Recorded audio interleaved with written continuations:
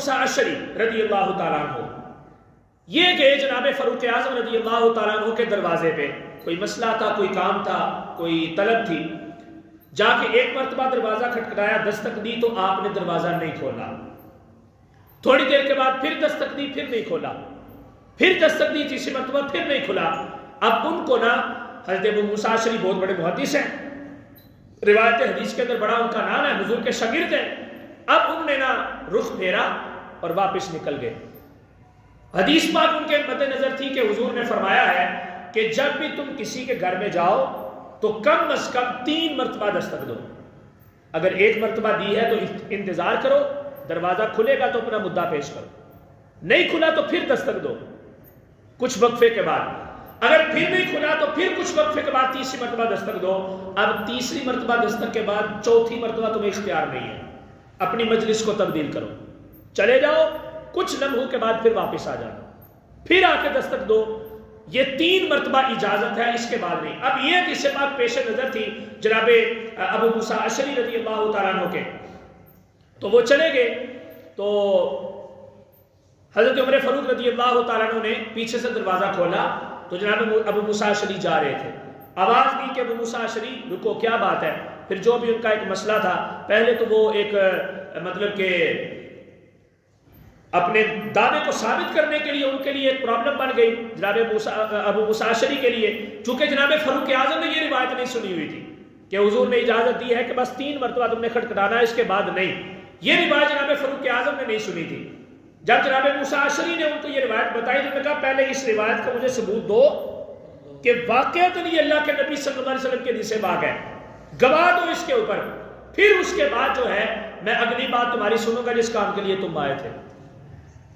یہ بھی ایک تعلیم کا ایک انداز، یہاں پہ بھی میں عرض کر دیتا ہوں کہ نبی کریم علیہ السلام کی روایات کو قبول کرنے کا جو ایک انداز ہے وہ بھی صحابہ کرام نے بتایا کہ ہر کسی سے بات نہیں سننی۔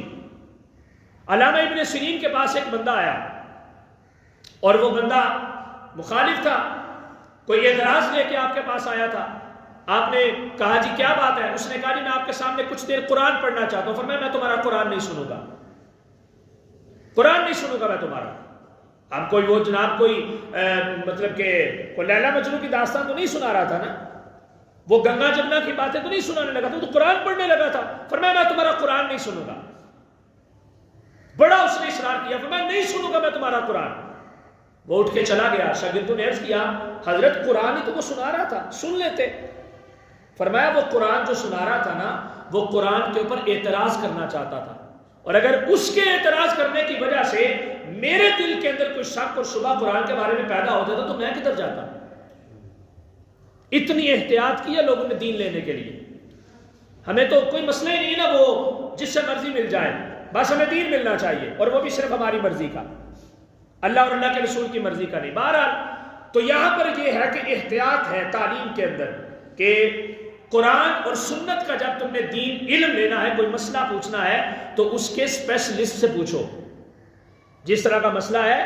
جو اس مسئلے کو جانتا ہے، جس نے کتابیں کھنگالی ہیں پڑھی ہیں، اس سے جا کے مسئلہ پوچھو جو واقعتاً عالم ہے اور معاشرے کے اندر اپنا ایک نام رکھتا ہے علم کے میدان میں، اس سے جا کے مسئلہ پوچھو۔ ایویں ہاری ساری کسی سے بات نہ کیا کرو، ایویں کسی کے مسئلے کی وجہ سے یا کسی کے، اسی لیے تو یہ سوشل میڈیا سے لوگ جو سن کے باتیں تو اپنی مرضی کے معاملات کرتے ہیں، اس لیے تو پھر وہ گمراہ ہوتے ہیں،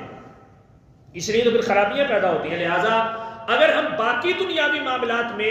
کسی اسپیشل بندے کے پاس جا کے پھر اس سے بات کرتے ہیں یا اس سے رائے لیتے ہیں تو دین کے اندر بھی ہمیں ایسے ہی احتیاط کرنی